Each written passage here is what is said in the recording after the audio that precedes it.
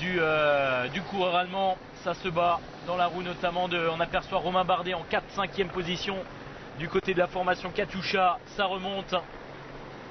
Nicolas Roche également sur la droite de la route. Sur le côté gauche également Rigoberto Urán. Attention, peut-être Julien Alaphilippe qui va se retrouver trop à l'avant du côté de la formation Garmin Cannondale. Albazini qui se bat. Ça va être difficile pour Julien Alaphilippe qui se fait déborder désormais. Albazini idéalement placé en deuxième position. Le sprint désormais est lancé. Attention, ça faute sur la gauche. Julien Alaphilippe qui fait son démarrage désormais, qui est obligé de faire l'extérieur. Albazini en première position. Albazini qui est le mieux placé, qui va très certainement faire le coup double. Albazini qui s'impose. Victoire pour Michael Albazini. Julien Alaphilippe qui va chercher, me semble-t-il, le podium et le coup double. L'excellente opération, puisque le Suisse va également endosser le maillot jaune de leader. Voilà, c'était lui un des grands favoris pour la victoire et confirmation. Sans équipier, il s'est débrouillé tout seul dans ce final, Geoffroy. Oui, bravo, c'est vraiment, je pense qu'ils avaient déjà mis cette tactique au point ce matin, où il y pensait déjà. Il l'a fait, il était attendu, le Suisse était chez lui et voilà, il gagne l'étape, il s'empare du maillot jaune. C'est bravo, parce qu'il fallait le faire quand tu es attendu comme ça, de pouvoir rééditer un exploit, parce que c'est une 4e victoire pour lui sur le Tour du Romandie et le maillot jaune à la clé. Une forme de revanche, on l'a dit, pour la formation Orica Green Edge, battue hier pour 63 centièmes contre la formation Sky.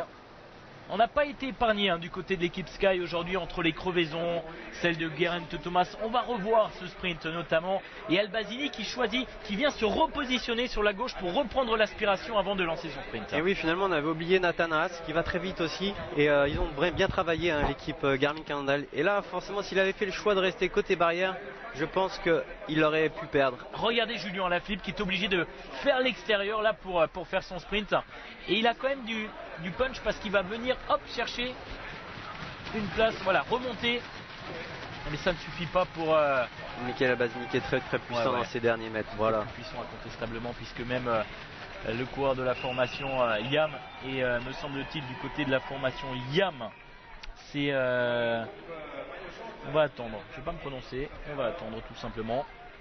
Hollenstein peut-être, ce coureur. Et j'ai l'impression que c'est Jarlison Pontano, ce coureur suisse. Ouais, c'est Jarlison Pontano, je crois, qui vient prendre la deuxième position. On va attendre le classement dans quelques instants. Rui Costa est bien placé. Et voilà la victoire aujourd'hui pour la formation Orica Green Edge et pour Michael Albazini. On va attendre évidemment le classement. Dans un premier temps, le classement de l'étape avec le top 10 et puis le classement général, ce qu'on peut dire. Voilà le classement. Ouais, c'est Jarlison Pontano, deuxième. Julien Alaphilippe est troisième. 4e position pour Nathan Haas. Rui Costa est 5e. Caruso 6e. Voilà pour le top 10, vous le découvrez. Qu'est-ce qu'on peut dire, Geoffroy? Confirmation pour Albazini, on l'attendait, il répond présent. Petite déception peut-être pour la formation Ethics Quickstep qui a travaillé pour Julien Alaphilippe, qui n'a pas réussi à s'imposer. Oui, mais ils ont pris leur responsabilité, sachant que Julien Alaphilippe était très en forme. Il pouvait vraiment prétendre à la victoire aujourd'hui, donc ils ont tenté. Il n'y a pas de regret à avoir. En plus, il va chercher une 3e place, et puis ce Colombien Pantano qui va aussi très vite. Mais Michael Albazini a vraiment géré ce final main de maître, parce qu'il y pensait et il l'a fait. Bravo. Et il fait coup double, il va endosser le maillot jaune de leader Michael Albazini. Qui peut aussi soulager, pourquoi pas, l'équipe Sky finalement, de laisser ce maillot jaune à l'équipe Orica Green Edge et travailler pendant ces 2 prochains jours avant l'étape vraiment